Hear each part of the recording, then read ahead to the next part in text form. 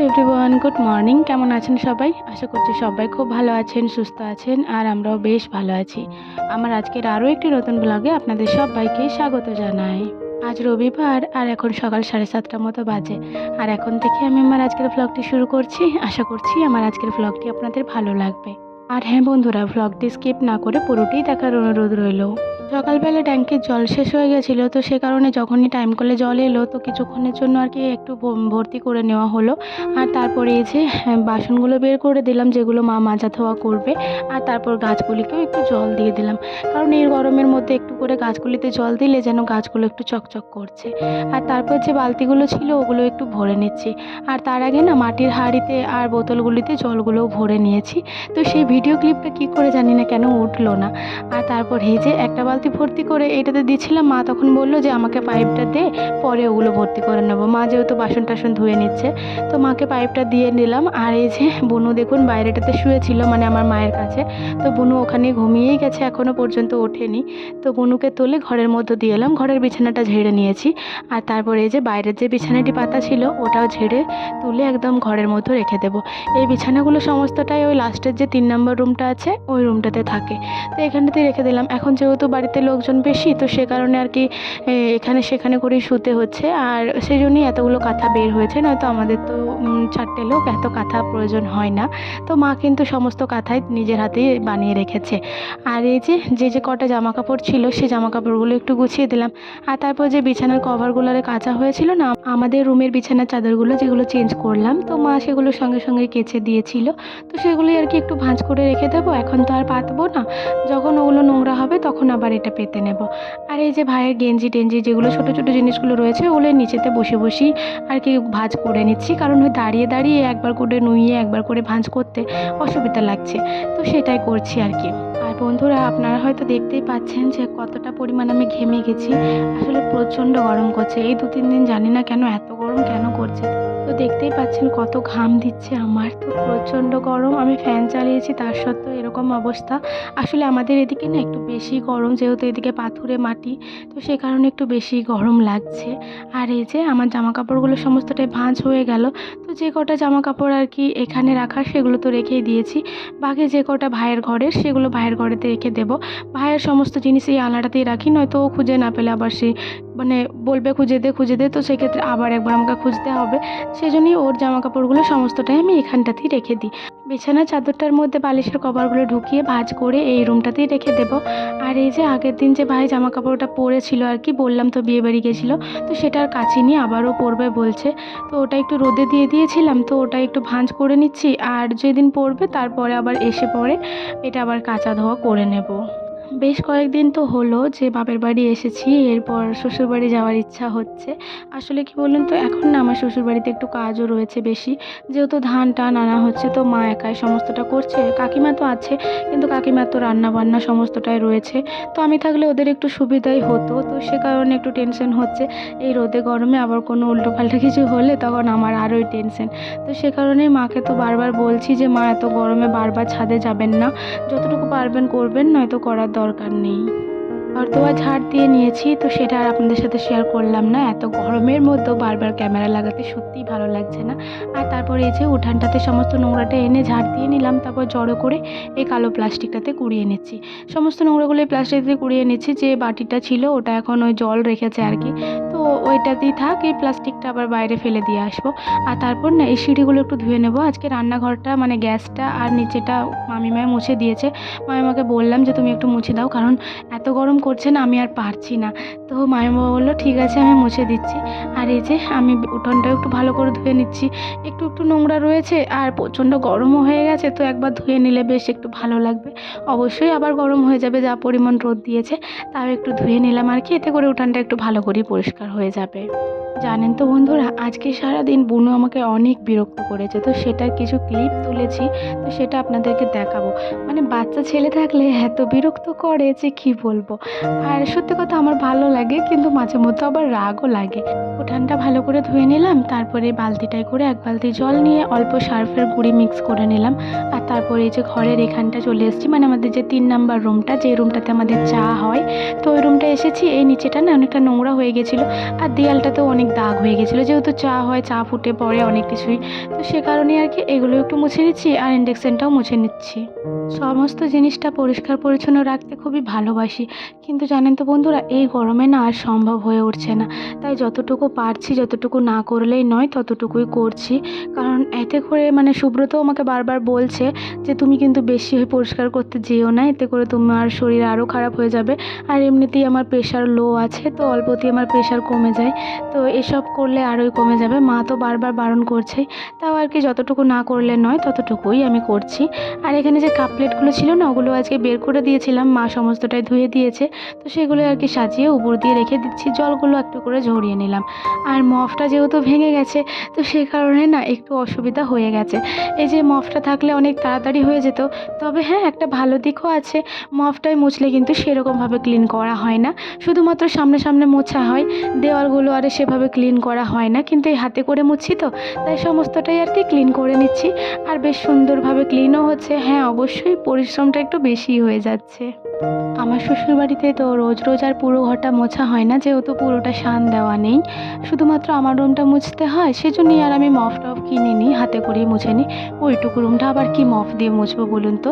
হ্যাঁ বৃহস্পতিবারে পুরো রুমটা মুছতে হয়, তো তখন একটু অসুবিধা হয় বই কি, আর কিন্তু তাছাড়া কিন্তু আমার সেরকমভাবে কোনো অসুবিধা হয় না। আর যখন আমাদের পুরো রুমটা প্লাস্টার হবে বা পুরো ঘরটা আর কি শান দেওয়া হবে, তখন অবশ্যই একটা মফ কিনে নেব, কারণ এত কষ্ট করে আর এভাবে মোছা সম্ভব হচ্ছে না। আর দেখুন ঘরগুলো সমস্তটাই ক্লিন করে নিয়েছি, এতেই মনে হচ্ছে যেন জানটা বের হয়ে গেল। আর তারপর না বারান্দাটা ক্লিন করে নিচ্ছি। আর যে বারান্দার ধারে ধারে এক বেদ্দা করে যে টাইলসটা লাগানো আছে না, মানে 4-5 আঙুল করে, তো ওটাই আর কি ভালো করে ক্লিন করে নিচ্ছি। ওই গোড়াগুলোতে না অনেক কালি বসে গেছে, যেহেতু এখানে প্রচণ্ড কালি, তো রোজ রোজ খেয়ে মুছবে বলুন তো।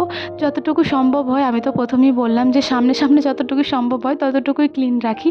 এই যে খুঁটিয়ে নাটিয়ে ক্লিন করা আর হয় না বাবা এত গরমে, তো যতটুকু পারছিলাম ততটুকুই করছিলাম। আজকে যেহেতু বসে বসে মুছছি, তো সে কারণেই আর কি ওগুলো সমস্তটাই ক্লিন করে নিলাম। আমার আজকের ভিডিওটি এতদূর পর্যন্ত যারা যারা দেখলেন তাদেরকে আমার অসংখ্য ধন্যবাদ আর অনেক অনেক ভালোবাসা। আপনি যদি আমার এই ভিডিওটি এতদূর অবধি দেখে থাকেন, তাহলে অবশ্যই ভিডিওটিতে একটি লাইক করে দেবেন। বারান্দাটা পুরোটাই ক্লিন করে নিলাম, আর তারপর না এই গেটগুলো একটু মুছে নিচ্ছি, একটু ছাপ ছাপ পড়ে গেছে। আর ওইদিকে দেখুন আমার মায়েরও স্নান করা হয়ে গেছে, মা এবার ঠাকুরকে জল দেবে। আমাদের বাড়িতে যেহেতু বাবা লোকনাথের মন্দির করা আছে, তো সেই জন্য কিন্তু রোজই জল দিতে হয়, মানে সকাল থেকে না খেয়ে থাকতে হয়, তারপরে মাথায় স্নান করে বাবা লোকনাথকে জল দিতে হয়। তো সেটাই আর কি মায়ের সব দিন করে থাকেন। মায়ের যখন অসুবিধা থাকে তখন আমি যদি থাকি তখন আমি করি, নয়তো ভাই কিংবা বাবা করে। বাবা খুব কমই করে, ভাই একটু বেশি করে।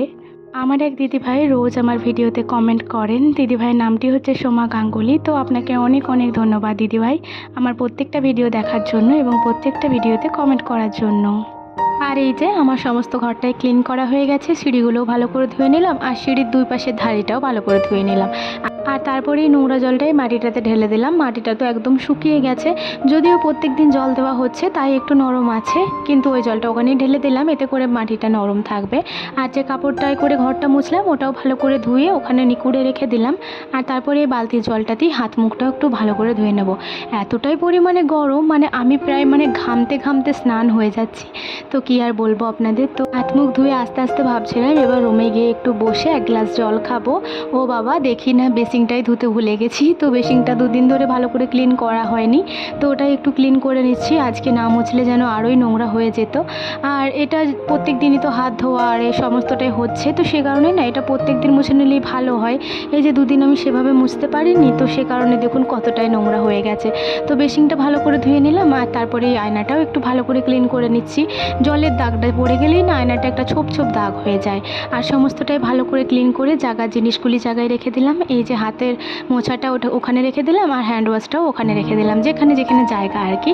আর তারপর এই যে 1 গ্লাস জল নিয়ে এসেছি, এরপরে এই জলটা খাবো। আর এই জলটা খেয়েই আমার প্রাণের মধ্যে যেন আবার প্রাণ ফিরে পেলাম, এতটাই শান্তি লাগছিল। বন্ধুরা এত গরম যে কি বলবো আপনাদের, মানে আর স্বস্তি পাচ্ছি না একদম। তো তো কাজকর্ম প্রায় শেষ হলো, আর এক গ্লাস জল খেলাম। এবার একটু বসবো, তারপরে মুড়ি খাবার খাবো। দেখি ভাই যদি চলে আসে তাহলে ভাইয়ের সাথে একসাথে খাবো। আর মা তো ঠাকুরকে জল দিচ্ছে, ঠাকুরকে জল দেওয়াটা হোক। আর মামিমায় আজকে সকালের ব্রেকফাস্ট বানিয়েছে আর কি, আলু কলে সেদ্ধ করেছে আর সরষা কেটেছে। তো একটু বসি, তারপরে খাবো। আর ততক্ষণ মাকে একটু ফোনটা করে নিই, শাশুড়ি মাকে। ফোন তো করা হয়নি সকাল থেকে, সে কালকে রাত্রে করা হয়েছে। তো মাকে ফোনটা করে নিই, দিয়ে মায়ের সাথে কথা বলে তারপর ভাই এলে পরে খাবো। মাকে ফোন করেছিলাম, মা তো ফোনটা ধরলো না। তারপর আমার বোনুকে ফোন করলাম, বোনুর সাথে কথাটা বললাম, মানে আমার ননদের সাথে। ওদের সাথে তো 2 দিন ধরে কথা হয়নি, ওরা বিয়ে বাড়ি গিয়েছিল। তো আজকে কথাটা বললাম, অনু কেমন আছে না আছে সমস্ত খবর নিলাম আর কি। আর তারপরে এই যে ভাই রুটি খাচ্ছে কলাই সেদ্ধ দিয়ে, আর আমি আর মা মুড়ি খাচ্ছি। আর ভাই আমাকে প্রচণ্ড বিরক্তও করছে। এই দেখুন উঠতে উঠতে আমার পাটাতে এত জোরে চাপ দিয়ে দিল যে আমার পুরো লেগে গেল।